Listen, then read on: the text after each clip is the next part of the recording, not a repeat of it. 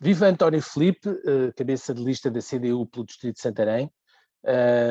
A ser eleito, este vai ser o quarto mandato, suponho eu. Por Santarém, sim. Por Santarém. Por Santarém, exatamente. E o que é que o motiva? A primeira eleição em Santarém foi em 2009, portanto tem sido 2009, exatamente. E o que é que o motiva a aceitar a renovação deste desafio de voltar a candidatar-se aqui pelo Distrito de Santarém?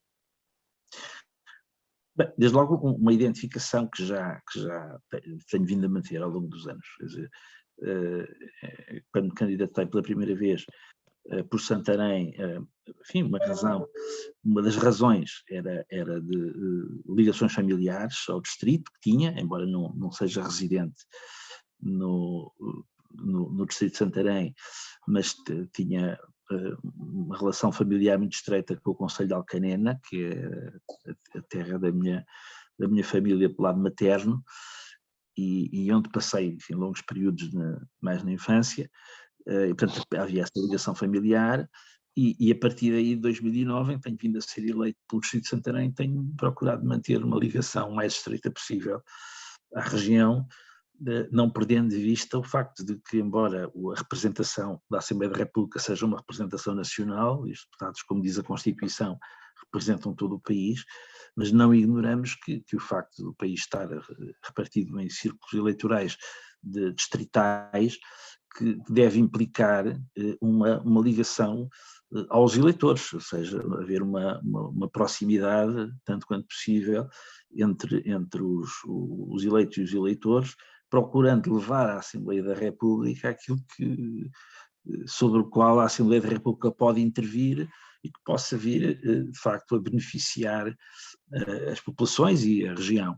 E tenho procurado manter essa identificação e daí fazer sentido prosseguir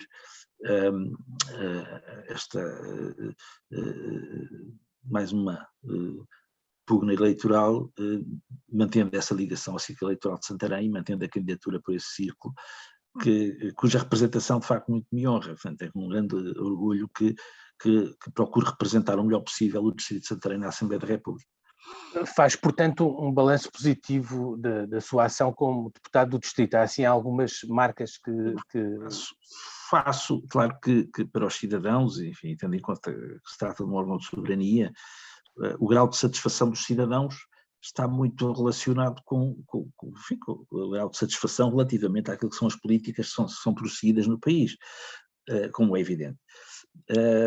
Depois, relativamente à questão que coloca, tem havido algumas causas que têm distritais, pelas quais me tenho vindo a bater, e eu diria que há algumas marcas, eu creio que talvez a mais recente, e procurando dar exemplos de facto muito concretos, seja a questão da luta pela construção de uma residência para estudantes da Escola Superior de Desporto de Rio Maior, que foi um projeto que ficou inacabado, e portanto quando a construção da escola, o dinheiro não chegou para construir a residência e ficou lá o espaço, e temos vindo a bater desde há vários anos para a inscrição em orçamento de Estado das verbas necessárias para concluir esse projeto, porque é uma questão, e porque faz muita falta, ou seja, aquela escola é uma escola de referência, mesmo a nível nacional, tem muita procura de estudantes de fora da região, e muitos abandonam, enfim, dezenas de estudantes abandonam por falta de condições de alojamento.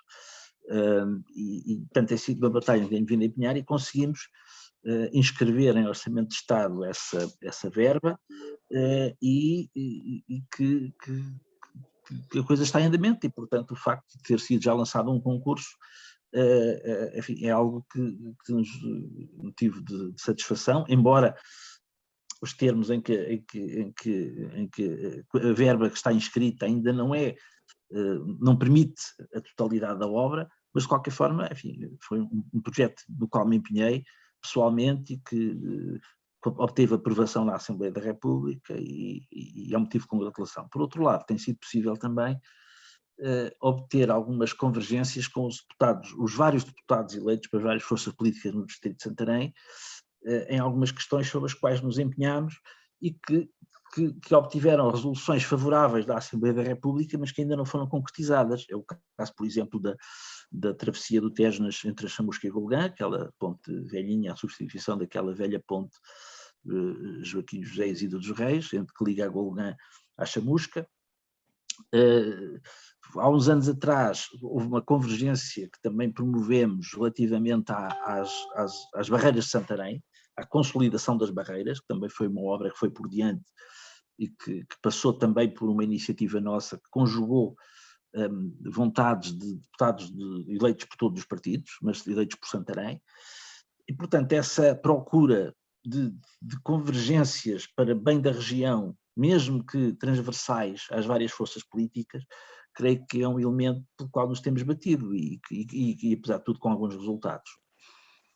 E essa será uma marca também que tem imprimido aqui no distrito. Porque é que é importante eleger um deputado da CDU aqui pelo distrito de Santarém? Eu diria que é importante, de facto, por estas duas razões, uma nacional e outra regional. Quer dizer, nacional porque batemos por causas, por princípios, por valores que têm a ver com todo o país, ou seja, não é só no distrito de Santarém que há salários muito baixos e que devem ser aumentados. Enfim, a luta pelo aumento do salário mínimo nacional e pelo aumento dos salários e das pensões em geral não diz respeito apenas a Santarém. A luta pelo reforço do Serviço Nacional de Saúde não diz respeito apenas a Santarém, embora tenhamos, obviamente, questões muito concretas relacionadas com isso, também distintivas no distrito, mas, portanto, há uma razão nacional, mas também há uma razão nacional, digamos assim. O distrito de Santarém tem sido um exemplo até muito interessante em matéria da pluralidade da representação. Ou seja, nós temos tido, embora seja um distrito, não é um dos maiores distritos, em termos de número de deputados a eleger, não é comparável com Lisboa, Porto, nem sequer com Braga, Aveiro ou Setúbal, elege 9 deputados, e aliás tem vindo a perder população.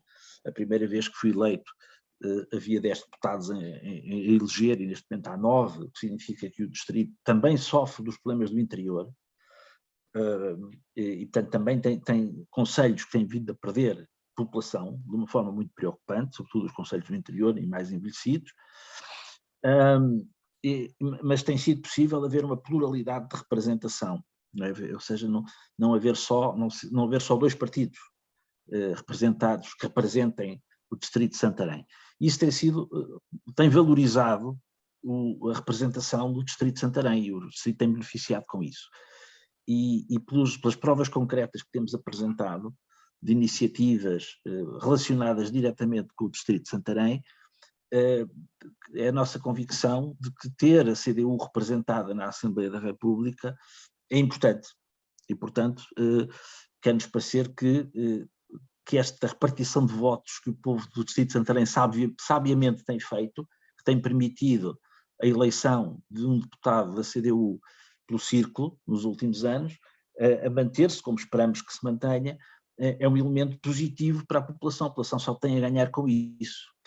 É a nossa convicção de que se a representação se afunilasse apenas em PS e PSD, nos maiores partidos, que a população do distrito de Santarém não ganharia nada com isso, bem pelo contrário.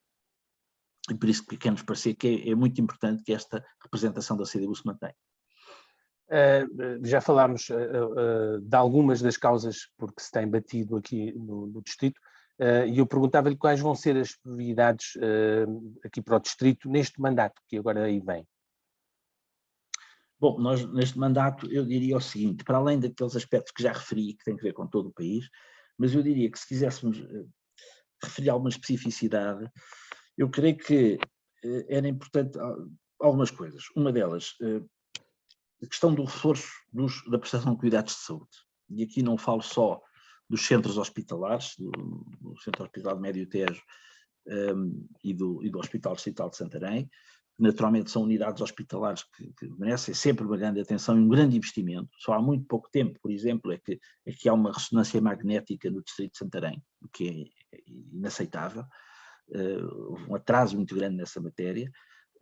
Embora haja serviços, quer no Centro Hospitalar Médio Tejo, quer no Distrito Hospital, sejam de referência, mesmo em termos nacionais, mas há um problema que tem a ver com o acesso a cuidados primários de saúde por parte da população. E há situações de grande insatisfação, designadamente eu estive há poucas semanas no Conselho de Corujas, onde há uma grande insatisfação das pessoas por não terem um serviço de atendimento permanente 24 horas e estando muito longe, de facto, dos centros hospitalares. E, portanto, há uma grande preocupação com o acesso das populações mais distantes, não é? E mais envelhecidas a cuidados de saúde, e, portanto, há que dar uma atenção permanente às unidades de saúde existentes, de cuidados de saúde primárias existentes no Distrito de Santarém.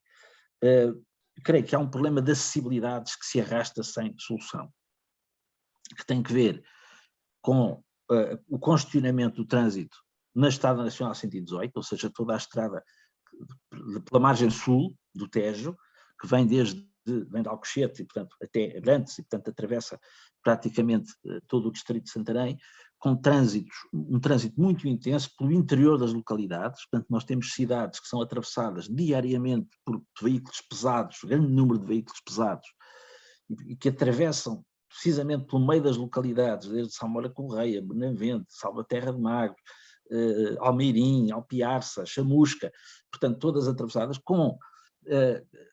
servindo unidades industriais significativas, servindo uma das principais unidades militares do país, que é o Campo Militar de Santa Margarida, sendo acesso à Resi Tejo, do Concelho da Chamusca, com milhares de veículos pesados carregados de resíduos que circulam para aquela estrada, isto tudo pelo interior das localidades. E, portanto, encontrar alternativas de requalificação e de variantes à Estrada Nacional 118 que permita desviar o trânsito do interior das localidades, particularmente o trânsito pesado, é algo de grande importância. Associado a isso, as travessias do Tejo, que desde a ponte que só tem as únicas pontes não centenárias são a ponte da Lesíria e a ponte Salgueiro Maia. De resto, continuamos a ter pontes mais que centenárias e que são objetivamente um condicionamento para a circulação entre as duas margens do Tejo, que exigiria de facto que se completasse o acesso da A13, a travessia do Tejo através da A13, que termina ali ao pé de Santarém, para ser retomada só depois da A23.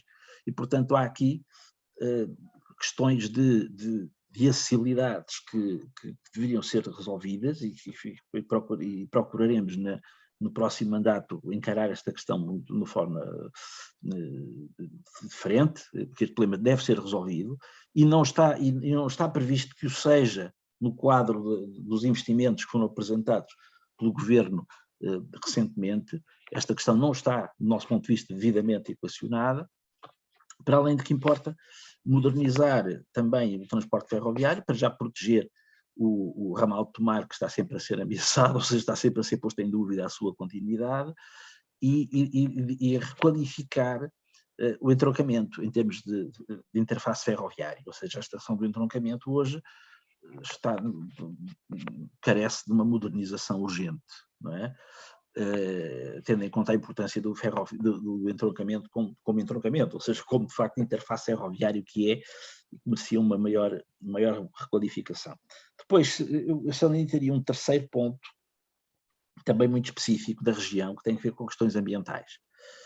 E não falo só, embora isso tenha muita importância, da regulação dos caudais do Tejo e da qualidade da água do Tejo, mas muito dos seus afluentes, ou seja, nós temos focos de poluição recorrentes e cada vez com a maior frequência, designadamente do Nabão, em Tomar, designadamente do Almonda, no caso de Tomar, devido à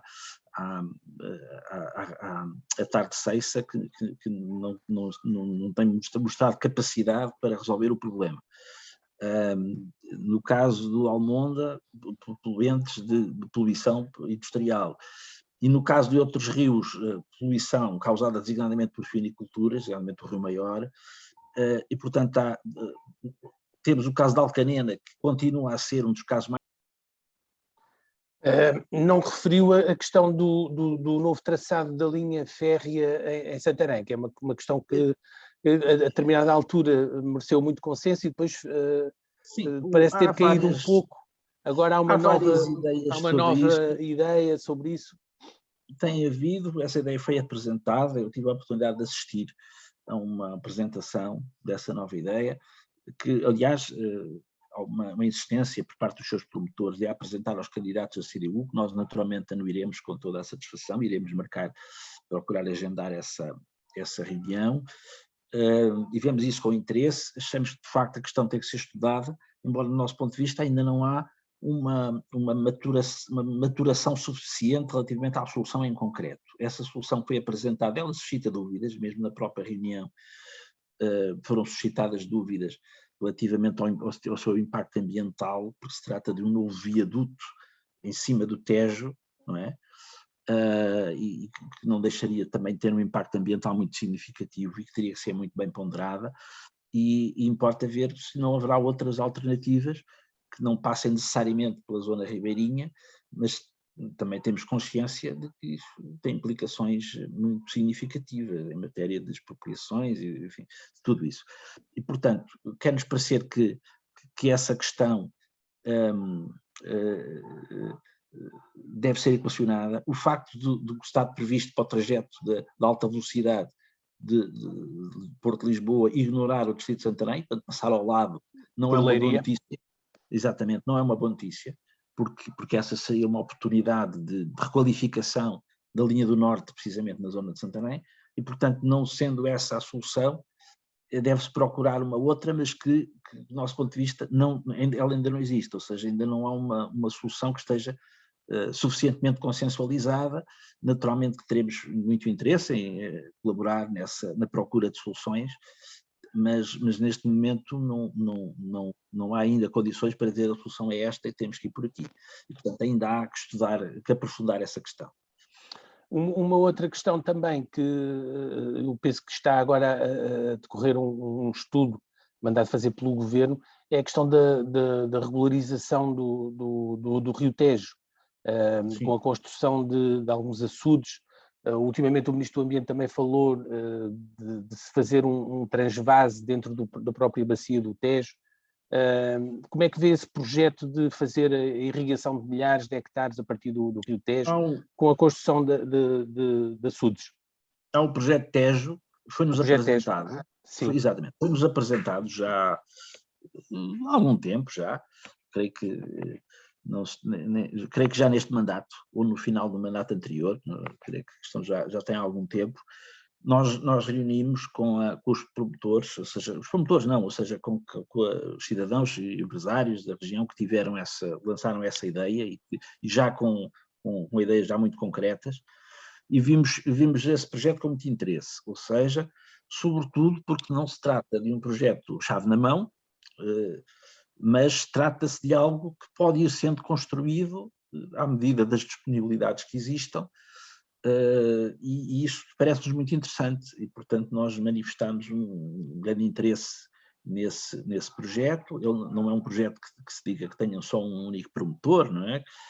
Não é um Alqueva, digamos assim, embora no seu conjunto tivesse um impacto muito significativo, e portanto quer-nos parecer que é uma boa ideia em matéria de desenvolvimento regional, e encarámos-la com muito interesse, e achamos que seria muito interessante que o poder político pudesse dar o seu apoio concreto a que esse projeto se vá desenvolvendo, ou seja, não é um projeto que não é uma obra que começa hoje e termina passado algum tempo, ou seja, não é uma obra assim simples, pode ser feito por fases, pode ser feito apenas uma parte, pode-se ir fazendo, e isso é bom.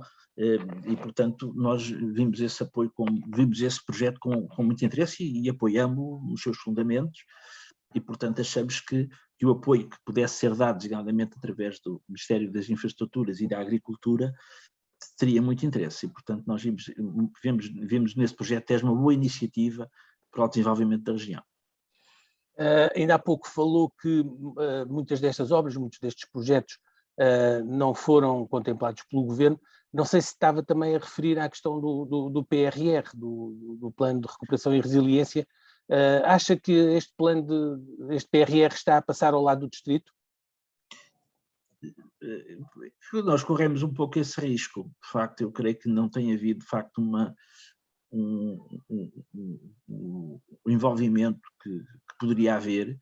por parte da região. Nós temos, é uma oportunidade que Portugal deve aproveitar, e as possibilidades abertas pelo PRR deveriam porventura ser melhor aproveitadas, ou seja, haver um maior esclarecimento junto das entidades com interesse para a região, designadamente estabelecimentos de ensino, autarquias, ou seja, nós sabemos de facto que há entidades a mexer-se nisso e a procurar aproveitar as possibilidades, designadamente os politécnicos. É uma oportunidade que não se deve perder e, portanto, entendemos que devia haver um grande esforço de envolvimento, quer das estruturas empresariais, quer das autarquias, quer dos estabelecimentos de ensino, quer de outras entidades com interesse no desenvolvimento regional, para aproveitar ao máximo os fundos disponíveis pelo PRR, e designadamente para que o país fosse dotado de infraestruturas que continuam a ser necessárias ao nosso desenvolvimento e que é difícil encontrar recursos para isso fora deste projeto, e portanto ele devia ser porventura mais aproveitado, e seria uma pena se daqui a uns anos concluíssemos que afinal o distrito tinha ficado para trás. Esperemos que isso não aconteça em todo o caso. Isso ainda é possível aproveitar, porque à medida que são abertos os concursos, claro. Então sempre, as candidaturas podem ser sempre apresentadas, não é? Haja então vontade e mobilização da própria região. Exatamente, e dos vários...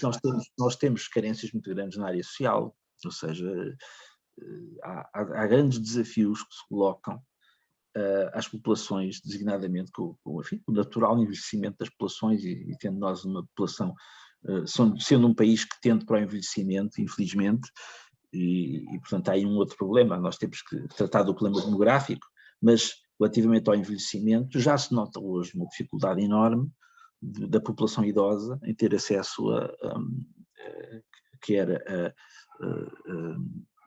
não é centro-dia, que era a lares de caridade, serviços de apoio da ação social, à terceira idade, quer no acesso à saúde, a cuidados continuados.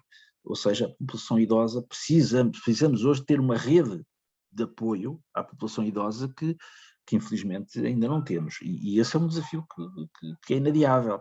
E, portanto, é preciso disponibilizar recursos precisamente para isso. E particularmente nesta região, onde já se nota, em determinados aspectos, uma carência muito grande de apoio social às populações. Portugal é um dos países mais envelhecidos do mundo. Mais envelhecidos. Nós precisamos que nós precisamos de imigrantes já é uma evidência. Sim. É uma evidência. E, aliás, agora precisamos de imigrantes que também tenham direitos. Ou seja, nós hoje já verificamos quando foi do caso daquela foco de infecção em Odmira, sim, o país foi alertado para uma realidade que não é apenas de Odmira. Também no Ribatejo, não é? O Ribatejo é a segunda região, e o Oeste também. Também no Ribatejo, e isso é visível, se nós formos ali ao Conselho de Alpiaço, ou da Chamusca, os concelhos com maior aptidão agrícola, nós já vemos carrinhas de recolha de imigrantes, já vimos imigrantes alojados em condições que não são as melhores, e portanto já vemos o recurso à mão de obra imigrante, que é uma inevitabilidade. Agora, a questão que tem que ser resolvida é a correta integração dessas pessoas, para que elas tenham direitos laborais, para que façam os seus descontos, porque isso é importante para o equilíbrio da segurança social em Portugal, e que não se traduza, no fundo, num recurso a uma mão de obra barata sem direitos que prejudica a sociedade no seu conjunto. E, portanto, há que cuidar também dessa questão da correta integração dos trabalhadores imigrantes que estão entre nós, combatendo focos de imigração ilegal e de tráfico de pessoas para a exploração laboral. Mas isso é uma questão evidente, a necessidade do nosso país de mão de obra imigrante, é um dos componentes para o nosso equilíbrio demográfico e para o equilíbrio da segurança social, que é a regulação da imigração, por forma a que as pessoas estejam devidamente legalizadas, façam os seus descontos e tenham uma inserção normal na sociedade portuguesa, e depois, naturalmente, o apoio aos jovens casais, quer dizer, o apoio a que as pessoas possam constituir família, passa por questões decisivas. As pessoas têm que ter um salário adequado, têm que ter condições laborais que permitam conciliar a vida profissional com ter filhos, e têm que ter creches gratuitas, quer dizer, porque se não houver, e acesso à habitação, ou seja, se estas componentes não estiverem reunidas, se as pessoas não tiverem acesso a uma habitação condigna, se não tiverem acesso a uma creche, se não tiverem acesso a um salário que permita sustentar a família, enfim, não conseguimos vencer o desafio demográfico. E isso também está em causa nestas eleições de 30 de janeiro, se avançamos nessa matéria ou não, ou se ficamos a marcar passo. E nós parece-nos que é uma oportunidade de avançar. E com essa questão, ficamos por aqui com a entrevista. Resta-me agradecer a sua atenção. Muito obrigado. Obrigado. Eu que agradeço. Muito obrigado.